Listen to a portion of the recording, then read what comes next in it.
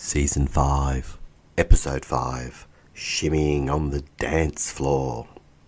Warning, suicide and sex are mentioned in this episode. The WhyWork crew debate the contest of being forthright in social relations. Trajce reveals a case of a young drunken lawyer determined to approach a colleague on the dance floor at a work party. The tribunal deemed this behaviour to be highly inappropriate. This sounds like Season 1, Episode 1, Bubbles of Trouble. It's rather sudsy, Alan reflects. It's the A word, says Trajce, the alcohol, that subjects a young person to a new state of vulnerability. This is a common theme. 10 Bundies and Coke might erode a few boundaries, he rationalises and exclaims. There are consequences of shimmying on the dance floor. Do we need a specific memo for that? A team of lawyers reverting to shimmying on the dance floor as a defence. Begs Sara. You're going to love this episode. Educate your mind, cause the system will keep you blind. Educate your mind, cause the system will keep you blind. Educate your mind, cause the system will keep you blind. Create a new path, don't let the people follow your signs. Educate your mind. Hello, and welcome to the WhyWork podcast, a series of playful legal dissections on the most curious and alarming events in the world of work. The podcasters Alan Girl, Trajce Svetkovsky and Sara Pazell debate how to craft a better experience of work. Sit back, relax and enjoy. And remember, none of the things we talk about today should be construed as legal advice or any other type of advice. We're just here to talk about all things related to work. Conversations, but sometimes speaking frankly is not the right thing to do. I think you've got a case on that. Yes, I've got a couple of cases. They're overseas cases. They're from England. And you're an English lawyer too. I'm admitted to the role of solicitors in England, and Wales. Let's not forget Wales. Yes, when I practiced there many years ago. So I'm fortunate to get legal updates from the Law Society Gazette. Wait. I heard that, right? Okay. Yeah, the with a capital T. Yeah. The Law Society. And it just beggars belief when you get some of these case reports about things that happen in the workplace. They can happen these are universal principles. It's not a particularly English situation, and indeed... And not particularly lawyers. And not particularly lawyers. However, I'm going to devote this episode to lawyers and things that can go awry. And to get the full appreciation of this vignette, please can I urge our listeners who have just joined us to go back to Season 1, Episode 1, Bubbles of Trouble, because I'm going back to that one. So let's go back in time. Parties, work parties generally. Okay. Absolutely. So the title of this one, and that's straight out of the Gazette, is Solicitor Suspended for Drunken Behaviour at Christmas Party. What was the behaviour? Tell us. Well, a junior lawyer who got drunk at the office Christmas party and touched his colleague's bottom has been suspended for 3 months. A junior lawyer, okay. No, don't qualify it. A lawyer. All right. Someone who has taken an oath. Well, don't qualify it in that respect. No one in the workplace. Yes. But remember, this is a lawyer who's taken an oath. I'm just saying, because this will segue into my next story about expectations of lawyers. Again, another English story. Yes, you are right. No one is to do what this person has done, let alone a lawyer for the purposes of this story. His actions went before the tribunal, the Solicitors Disciplinary Tribunal, and they heard that this particular solicitor, who was dismissed, may I just say, approached the colleague as she was leaving the party and said, I won't repeat it fully, but I would really like to, would you like to, me? Would that blank happen to start with the letter F? Yes. So that, frankly, and this isn't something in the 70s and 80s. We're not talking about England. That was very forward. And Benny Hill. That's extremely forward. But can I just pause for a moment and reflect on US and Australian dating culture, right? Yeah. So, and now the boys are interested. Ears prick up. I'm always laughing because the Australian dating culture is so... I want to say the word lame. Is that going to come across wrong? But nobody tells you that they've got a crush on you. You know, you find out later, years later, from friends of friends that person at that time, ages ago, when it's too late to act on anything. It's like, what? Unless you're on some filter of a dating app, right? So in Australia, I find that nobody's very forward. Nobody's just open. And in the US, you can be in a grocery store and somebody, without actually even trying to pick you up, may somebody give you a compliment out of the blue, like say, hey, you're in your daggy track pants, right? And they just say, hey, I just want to let you know, and I promise this is nothing more than this. I'm not even asking for your number. I just want to let you know you look really beautiful, fresh, natural today. And you're like, aw. That never happens in Australia. Oh, Okay? well, there you go. So, Alan, has that happened to you? So, no one's ever said that to me. Not even at the fruit shop or the shopping centre, even when you're wearing your drunky pants? you can be in line. Maybe I never look fresh. You can be in line. I always look old and stale. That's the problem for me. And crusty we talked about. Hang on, crusty, but you're at the bakery. Boom, boom. The croissant.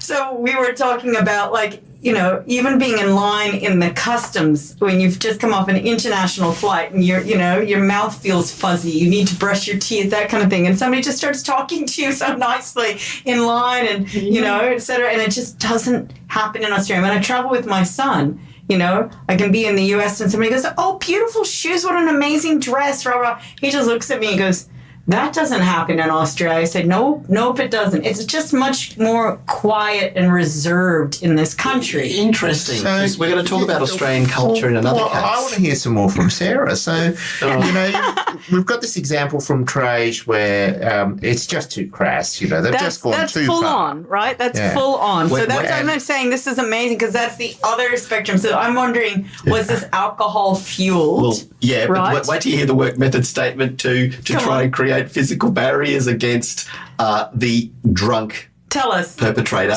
and the victim. Well, so wait, go back to the statement. Go back to the statement. Go back to it. So the lawyer says, I'd really like to F you, and would you like to F me? Now, colleagues on the night had been sufficiently concerned, you think? Oh, so they were already noticing this dynamic. Yes, So it's audible to other people. Wait till you hear the work method statement. They took turns on the dance floor to stand between that fellow and the woman. So they were creating physical barriers. Wait, so they're shimmying? They're shimmying? Sarah's doing a shimmying. I'm doing a shimmy. And I'm doing a Macarena. Cha-cha. A shimmy in between the perpetrator or the alleged perpetrator. Oh, no, he's been dismissed. He is the perpetrator. There's no appeal. Okay, so wait. So they're doing a Macarena in between to stop further untoward conduct. But before you go further, sorry, you go, Sarah. Let's on to this story to get us going. When you're shimmying in between two people, I have to tell you a term that I learned that's Australian, is only Australian to my knowledge, and I really hope this doesn't happen elsewhere around the world. I've been educated on the dance floor. If somebody's shimmying too close to you, watch out, because they could be doing or grinding. Grinding is very popular. How do we explain this to our listeners around the world? We don't. Okay. Well, no, you got to give it. Listen. Come on. You didn't say what it was. You can to someone, and that's a score. Right? Roll. So I don't know if this shimmying between the workmates, you just got to watch, also part of the agenda. Okay, moving right along. Well, I'm really at a loss for words after hearing that. But the employer, let's say it's the employer or senior members of the firm, very concerned, are concerned. What do you think? You're holding a Christmas party. Someone's drunk too much. They're becoming obsessed with another member of staff. You identify this and you think this is not healthy. Don't you pull that person aside and say, oi, what do you do? Get off the dance floor, you're out of line, and just be that blunt? Well, they just chose to do a Macarena barrier. Shimmy. We don't know. The particulars don't go into detail as to what type of dance. Enough to say that it was a type of dance to create sufficient distance between the perpetrator, who was very drunk. So it could have been rap dancing in there. It could have been a break dance. It could have been doing the worm. The moonwalk. The moonwalk. I think it could have been all the senior staff moonwalking across the floor. It could have been Nutbush. I'm just saying. So can I just say there's a lot of people who won't know the Nutbush, so they better Google it. Everybody knows the Nutbush. Oh, come on, Tina Turner. Tina Turner. rest his soul. Yes. Passed away last year, I believe, or this year. But yes, so it could have been any type of dance, but needless to say, it was a dance in the middle of the floor to prevent further... kind of like a Michael Jackson dance-off. Could have been Thriller. Could have been Thrilling. It could have been, what was the other song? Want to be started something, got to be starting something. And I think that's probably what was going through his mind at the time. I've got to be starting something. Yeah, must be starting something. Tina Turner, rest in peace, died 24th of May, 2023. So let's get back to the very serious. So the public and the tribunal simply said this, that this was serious misconduct, of course, and the public was entitled to expect that solicitors, and getting back to my original point about the state of responsibility, if you like, as a solicitor, one who's taken an oath, would not make inappropriate, unwanted and sexually motivated advances on another. So this is a special tribunal. It's a solicitor's disciplinary tribunal. It further added that a person who provided the graphic description of this solicitor's conduct, that it was just squarely detrimental and this had significant impact upon that person and continues to have impact on that person. And any person, let alone the victim here, any individual, she or he, we are entitled to attend work, and this is the killer, entitled to attend a work event absent of fear of being sexually harassed. Educate your mind, because the system keep you blind. So does the case report indicate whether there was any history? Had this lawyer misbehaved? No, work colleague. Alcohol. Right, Alcohol. Point in time. So, and were there boundaries set to saying this is no longer work? And this is at your own volition now? So this is a great bit, and it gets back to your systems point you made in the previous episode. The tribunal heard that the firm's managing partner had sent a group email before the party. That's fine. Nothing wrong with a group email before the party. Pretty much saying, look, asserting, so using assertive language, you are still expected to meet the highest standards of behaviour and conduct. In particular, the group manager emphasised excessive alcohol consumption would not be accepted as an excuse. But this is important. Excessive alcohol consumption would not be accepted as an excuse for unacceptable behaviour. Now, stop and unpack that. This person isn't saying you are not to drink excessively. They're simply saying it will not be accepted as an excuse. Right. The killer is the excuse. The devil's in the detail, especially when you're a lawyer. So to me, that perhaps could have been reframed to say, well, first of all, getting back to your very first point in episode 1, cut the tab off. Yeah. Slow it down and say, sorry, thanks for having a great night. You can go. Or alternatively, you can put interventions to stop the excessive use. So I don't think that went far enough. The business will cover one drink, full stop, if you wish to have any at all, right? After that, and after this time, it is no longer a work function if you choose to stay. So you're talking about the workplace obligations. But you think beyond that, just covering your ass, right? Beyond the CYA, you still want people to have good relationships, and you don't want them to get into that circumstance because they've come together because of your workplace, right? So I'm thinking beyond the CYA kind of actions here. And Alan, you've told us the pressure lawyers experience. You do it. It's enormous pressure. But let me start by saying I'm not an apologist for the behaviour, because the behaviour was clearly wrong. It was very wrong. But we've got a young lawyer here. He's lost his job. He can't practice for 2 months, you said? So it was the suspension. So he was dismissed immediately. This happened, the dismissal was in 2020. So he was banned for, what did I say, 2 months? 2 or 3 months. Yeah, 2 or 3 months. So then the decision comes out how many years later? Yeah, 4 years. So he's now 4 years. Let's assume so his career's been trashed. Yeah, so it's all come back now because it's all in the media. But I should add, I don't know if I emphasised it. So the words, those expletives, were one thing, but in addition to the words, and we know words matter, he kept, or lexicons, avatars, and emojis and GIFs. Symbols, signals matter. But he kept physically grabbing her backside and touched the front of her thigh. and one of her friends was trying to get someone to stand between them, as I said earlier. And Shimmy between. So, So it's very, very bad behaviour. Very bad. One night. yes. And one night. his life is basically affected now as a result of that. I haven't mentioned his name, but the point is because it could be anyone. It could be he or she. It could occur anywhere. It's the A word. It's the alcohol that concerns me.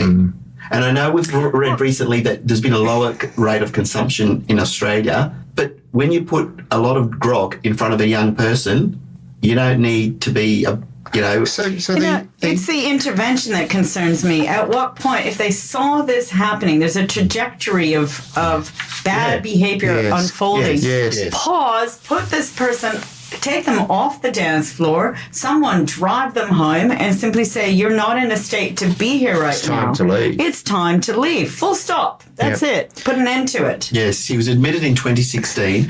He was suspended for 3 months in order to pay £10,000 in costs. So he was 4 years into his career. 4 years in, the altercation Which was is at Christmas new. time, 2019. Yeah, 4 years in. And it suggests a young person, right? Yeah. It So you've got suggests two people here. And, we very first time, I'm getting all nostalgic, we mentioned the alcohol and the Brittany Higgins and all the Emma. This common theme of alcohol consumption, young people, knocking off 10... eroding boundaries in the workplace, right? Yeah, and look, you know what? 10 Bundies and Coke might erode boundaries. In fact, it will erode boundaries. So it's frightening, that email to say, watch it, be good. Yeah, that's great. We start with that. It wasn't be good. It was watch it. No excuse. And we won't, We won't forgive you. That's what we will not forgive you. Yeah. You are subject to bad things happening, and it's your butt, because we won't forgive you if you try and use that as an excuse, buddy. It's sobering. Dun-dun-dun. It's and this sort of follows on from what Sara was saying. I know this was an English man, Yes. so he's a young lawyer in England, but even in Australia, I think there would be lots of people who would get on the grog and do things that they would regret the next day. And it could Don't be carve another man's life turkey. changing. Don't that's carve not another English. Carve man's another man's turkey. That was is an not that episode. good. Yeah, It's not it was. English. That, Yeah. as far as I'm concerned, yes, it happened in England. It could have easily happened in It can downtown happen in any business, Sydney, really. LA, Anywhere. Yeah. anywhere. In fact, any part of the world, it's irrelevant that it's in England. And what's more important is accepting that there are a serious cultural deficits occurring at work. And I say that because we often think about how do we protect that worker in that workplace, even whether they're working from home, right? But we somehow don't make the connection that a Christmas party, whilst we know things might go silly, my view is we don't apply that same rigour to ensuring that a very traumatic consequence doesn't occur outside of the traditional work bounds, because everyone's letting their hair down, as you said in the very first episode. So whether it's a hairdressing salon or whether it's a solicitor's firm, and as you say, yes, this fellow's life has probably been ruined. Okay, this goes back to what we were talking about last season, rites of passage. What's been the history of the way we party in our business, and do we need to unpack And this? is there an expectation, that all the staff will go to the party and have a good time? And we talked about that in that episode, Bubbles of Trouble, about are you expected to go to the party because that's the social system. That's who gets recognized. That's where the relationships are formed so that you get raises thereafter because you're, towing the party line, for lack of better words, right? Yeah, so the takeaway is it doesn't really matter whether this person's a lawyer or not, or whether the person's a hairdresser or not. Or whether they're in England or not. Or whether they're in England or not. Your time and space and profession, it's irrelevant. The fact is these happy parties, that's what they are. They're parties, they're events, they're work-related activities. And we cannot emphasize that enough for our listeners, that when you are looking at a whole of systems approach, you've got to design for all of it, including the shenanigans and the shimmying. The eventualities. You've got to design the shimmy, shenanigan. And a specific memo, no... Well, no. I think Sarah's on a It good can point. happen, right? That's how I learned about it. I would never have getting made that uncomfortable. up. We all, I mean, what happens in most businesses now is there is that email before the Christmas party. Yeah, which it is- happened. yep. But look, it still happened. But what doesn't happen is there aren't some real life examples to yes. the start. Obviously, saying- the CEO knew about this. He sent this memo out, but he didn't pull his senior managers aside and say, hey, these are the behaviors that we need to modify or intervene. Monitor for. This is what we need to monitor, and this is how we intervene and instruct on a system of intervention. And Correct. I think Look, because doing the Macarena is not really a sound work method statement. Shimmying in between two people that you don't want to have together is not the It's most, not. So the friends had to hop in and help. resilient method. Exactly. Brazilian. Oh. But I think it would be useful before a Christmas party to say, if this kind of behaviour happens, and give some real life examples. Real life examples. Listen to our episode, the WhyWork podcast. Well, when we go to air, we'll probably be just and before indeed, Christmas. and for a reasonable rate, we can train your staff.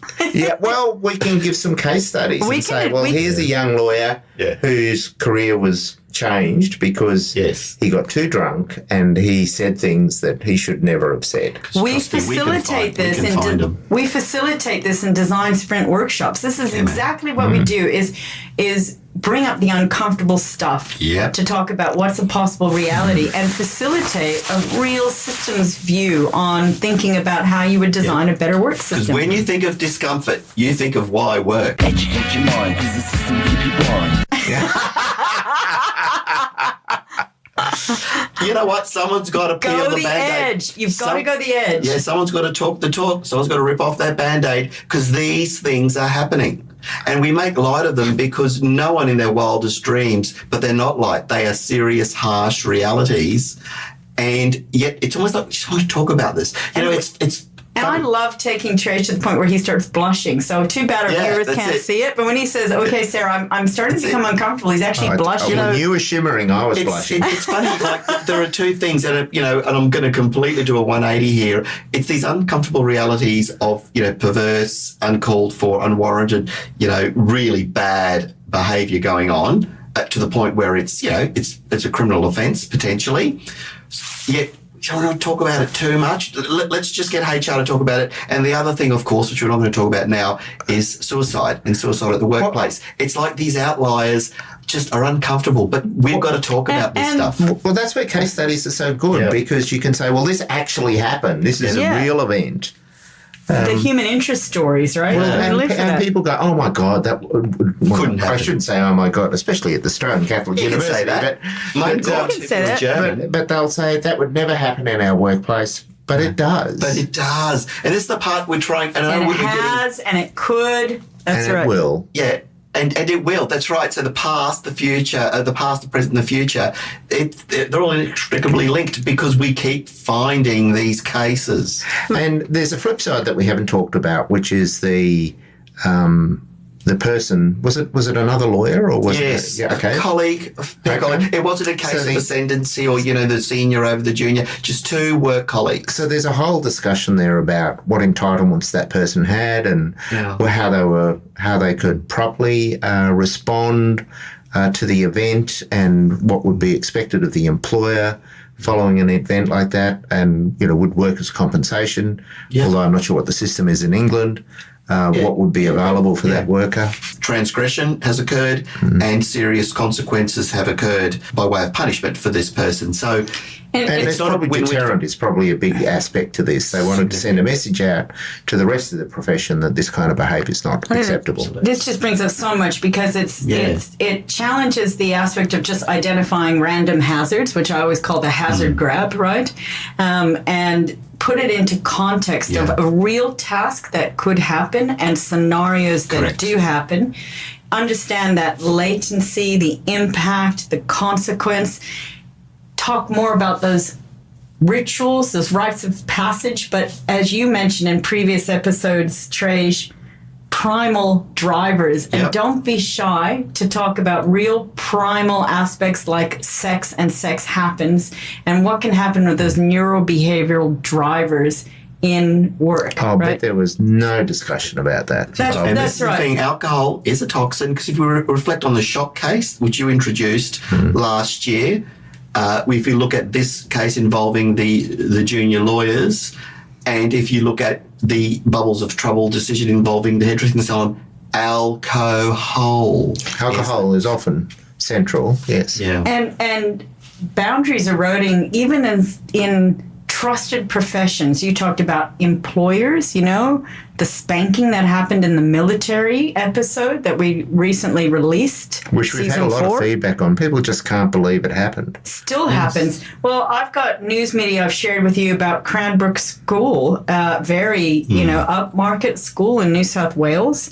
And a student was sent sexually explicit text allegedly by the media report by their previous Cranbrook teacher. And I've got to say, because I'm looking more at education systems and work design, I am finding article after article in case law and in media about boundaries that have eroded with a trusted teaching professional and their students. Yes, a person in power. Back to those basic drivers, I even know, I've just had a flashback now to when I was doing some of the education investigation matters, there would be teachers offering year 10 or 11 students Midori and marijuana, and there's these.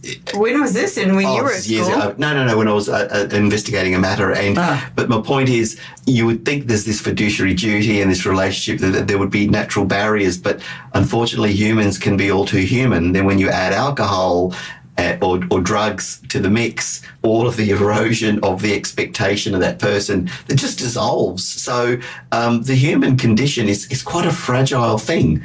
And when you add something, a variable like alcohol or drugs to the mix, you've got a recipe for disaster.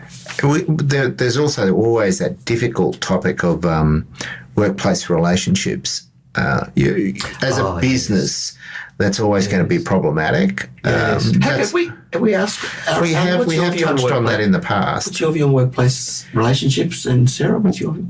Well, if two people are in love, then they're in love and they should be allowed to have a relationship. But if they fall out of love and they start to fight and they're colleagues at a workplace, it becomes very difficult for the employer. Lawyers in love.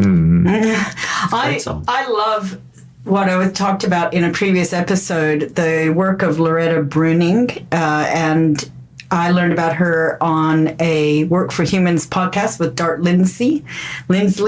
And Loretta speaks a lot about those neurobehavioral drivers, whether or not you need that hit of dopamine, some sort of quick rewards, whether or not you need this oxytocin or sense of belonging, serotonin, where you need power over another person, right? And these are real, natural ways of behaving and relating, or cortisol, that sense of a status threat. A challenge. Are you challenged to the just right degree? What we talk about in human factors is the Goldilocks principle. Or are you altered where you need to fight? There's a sense of need for fight or flight, right?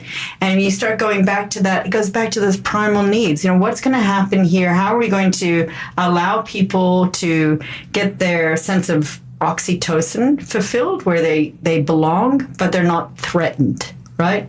How are we going to make sure that they have a sense of excitement that they're getting a win, but at the same time, it's not abuse of power over another person, that serotonin. So if you start going back to these raw, primal drivers of behavior, you can manage everything from road systems that I used as an example. I sighed a lot in that because you guys were like combating me on this discussion, but I'm pulling it back in because I love it. It comes back to what I've learned in occupational therapy about people, environment, and their occupations and their performance. And what are their base core drivers? How do you design systems to support that? It's often a difficult conversation, though, isn't it? Very difficult. Very raw. But you go back to primal drivers and you can make it quite analytic and neutral. And, in terms of primal drivers, Trajce, for years and years, your current wife was trying to win you over. What was it that she did to actually hook you? It's the one and only. I'll just clarify, the one and only current wife. Because she didn't use the F-bomb. No. Apparently, I had missed all the signals, and mind you, fair's fair. That day, I had just submitted my honours thesis, so my mind was probably elsewhere. But she was a bit appalled that I wasn't picking up a bit on any of the vibes, subtle vibes. Is it keep them mean? No, treat them mean and keep them keen. So is that what you were doing? But then I thought, okay, is fine. Is there a grey zone where No. It was a simple case, and that was that I'd missed the cues, and then by the time I picked up... You're normally very sharp. I find that surprising. You missed the cues. In Australia, we have an expression, come in spinner. It's a cricket euphemism. What does that mean? Like, oh, my goodness, I finally got it. I got it. Oh, right. Penny drops, as the English would say. And then, but of course, too late, because this wasn't the day of socials. I couldn't get the phone number because the person who could give me the phone number was in Las Vegas with her friend, because we'd seen friends off at the airport. That's where I'd met Renee. Your mutual contact, your conduit for the communication. And I couldn't conjure. There's so many opportunities. Come fly with me. Right. So 6 weeks later, I had to wait to then ask my friend for the phone number, and then the response I got was about time. So she had thought 6 weeks. Talk about treating me and keep them keen. So it wasn't that Australian as you opined that they you never hear from them. You don't even know that they're interested. Wait on a second. You didn't say anything. Well, that's right. So I was the worst of the worst. She thought, what's his problem? Stuck up or whatever. I think you're proving Sarah's point. No, it was communicative. It was lost in communication, lost in transmission. And I just couldn't. So that's the story. So it was a 6-week hiatus because I had no way of contacting to say, oh, right, yes, let's have a coffee. And that was it. So I think a lot of people struggle with that moment in time. It's all I got. Hey, you know how we were doing shout-outs? I just want to do a shout-out for a professor named Hugh Possingham, who's at University of Queensland, or at least he was. When I was studying my PhD, I took a pause, a hiatus, in my classic studies on human factors, ergonomics, and work system design. And I hopped along and met this person who specializes in multi-criterion decision-making and ecology sustainability, right? And I remember my professor Robin saying, "What are you doing?" And I said, I have this compulsion, I have this feeling that going outside of my core discipline will teach me something more. And I love ergonomics because I learn a day in the life of different workplaces. It was kind of like this for my study, different points of view. So I asked this professor, his name is Hugh again, Possingham, if I could just audit. Great name, right? If I could just audit his classes and learn, because the whole idea of sustainability and ecosystems interested me. Plus, I was interested in transparent decision making, and he was using multi-criterion decision making. So he let me audit a season, a term of some classes. I did not much, but hang out and hear about koalas and issues around koalas and different types of birds I didn't even know the species of and whatnot. But it taught me a lot about ecosystems, systems thinking, multiple points of view, and just because there seems to be a zeitgeist, the spirit of the times, to pursue some avenue, it may simply be because of socio-political forces rather than a far more cogent approach to solving the problem with the purpose well articulated. So that little digression, that transgression, if you will, that moves sideways for 6 months to learn about something completely different, I believe I've brought all the way back into everything I think about now. It's that linkage that you make, Trajce, with socio-political decision-making, forces that determine what's right or not right. It's a little bit of the ethics around what you do, to the idea of make sure you articulate your purpose and go back to look at the whole of the system. And he would do this modeling to show a decision here has this trickle-down effect way over here. So he said sometimes what he had to explain to politicians was not popular, but it was more right as you can get, if you will, in understanding how the system works. Did you do that over the 6 weeks while you were waiting for an A? Did you actually articulate your purpose? And no, I partied hard instead.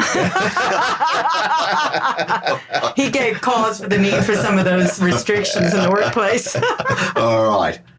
We hope you enjoyed that episode of WhyWork. You've been listening to Trajce, Sara and Alan. And if you'd like to know more about some of the things we've talked about today, please subscribe, and we'd be more than happy to provide you with information, names of cases, and other things that may interest you. Please be aware that none of the matters we've talked about today should be construed as legal advice or any other type of advice. We're just here to talk about all things related to work. See you next time. Educate your mind, cause the system will keep you blind. Educate your mind, cause the system will keep you blind.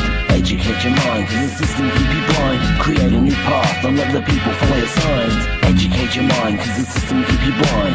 Educate your mind, cause the system will keep you blind. Educate your mind, cause the system will keep you blind. Create a new path, don't let the people follow your signs. In my lifetime, I followed the wrong